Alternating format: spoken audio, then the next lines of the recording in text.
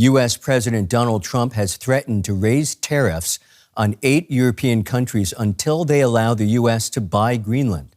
Trump posted on Truth Social that starting on February 1st, all of the above countries mentioned here, Denmark, Norway, Sweden, France, Germany, the UK, and the Netherlands, including Finland, will be charged a 10% tariff on any and all goods sent to the United States of America. European leaders have warned against what they call a dangerous downward spiral if the levies are implemented. With the EU's foreign policy chief, Kaja Kallas, replying in a post, China and Russia must be having a field day. They are the ones who benefit from divisions among allies. If Greenland's security is at risk, we can address this inside NATO. Tariffs risk making Europe and the United States poorer and undermine our shared prosperity. Meanwhile, thousands of people took to the streets in the Greenlandic and Danish capitals on Saturday against Trump's bid to take over the island.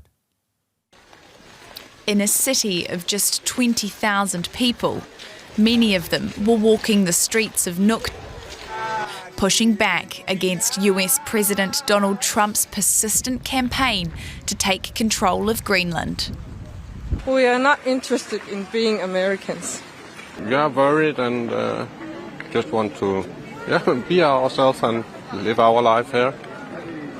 And we want to keep it that way. Prime Minister Jens Frederik Nielsen joined the protesters singing Inuit songs and waving the national flag. Across the sea in Denmark, organisers said 20,000 people turned out to protest in Copenhagen. Protests were also held in several other cities. Right now, children, they don't sleep at nights, people don't sleep at nights, our family, our friends, everybody is anxious in Greenland right now. It's a shock to all of us that an American president can even get ideas like this.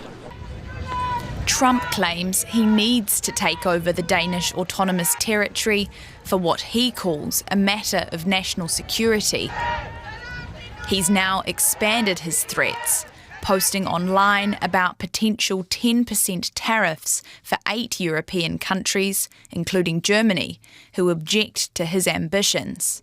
He said the tariff will be in place until the US can secure the, quote, complete and total purchase of Greenland.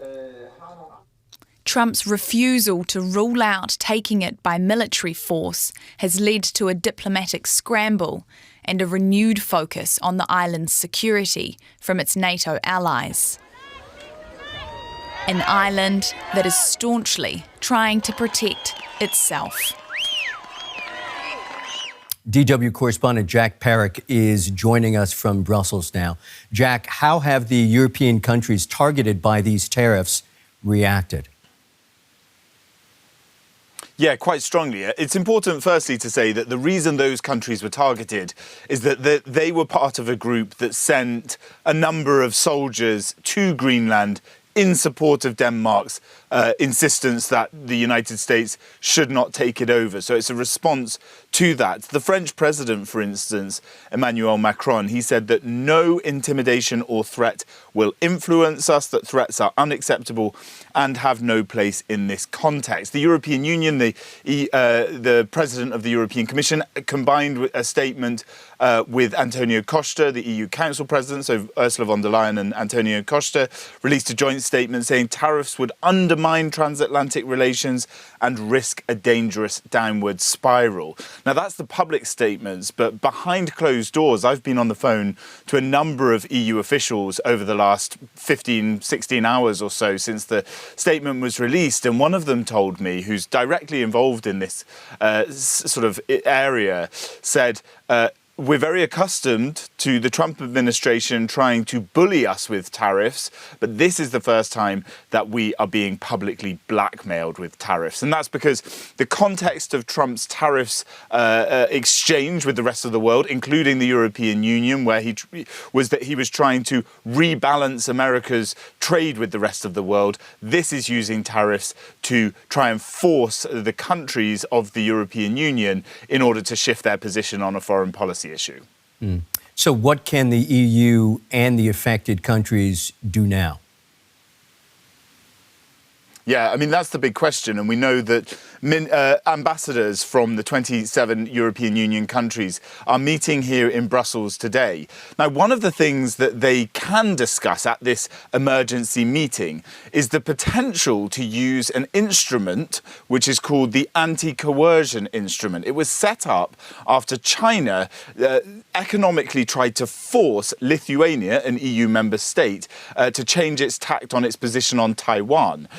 Which is obviously another global context, but the European Union set this up so that the EU could have the power that if a country was trying to economically coerce one of its members, it could push back against it.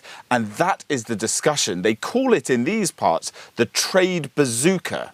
It was discussed back when the US, when Trump initially put the tariffs on the European Union and other countries as well, whether they would use it. And actually it came to resistance from countries like Germany and Italy, not only the countries that are more pro-America like the Hungarians, for instance. But one would expect that when the ambassadors are meeting here in Brussels today, in response to this 10% tariff that Trump says will come into force from the 1st of February on these 8 countries, if they do not get into negotiations and agree a plan for the US to take over Greenland, then we think that perhaps on the table for the European Union could be the discussion that the EU takes a big power and creates a big response. Will they do it? Will they walk the talk? That is something we'll have to wait and see.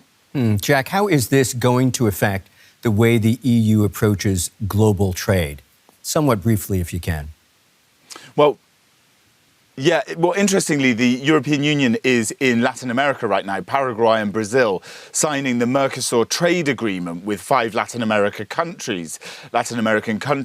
And that shows the EU is desperately trying to shift away from its dependence on the United States, shore up trade deals around the world. There's just one quick thing that I'd like to bring in here, which is very interesting. In the past 15 days or so, since the beginning of the year, what we've seen is defence stocks and shares in European defence companies have soared. Investors expect that the European Union and the EU countries will invest in their own defence and wean themselves off American security. Interesting point. That's a DW's Jack Parrick in Brussels. As ever, many, many thanks to you, Jack.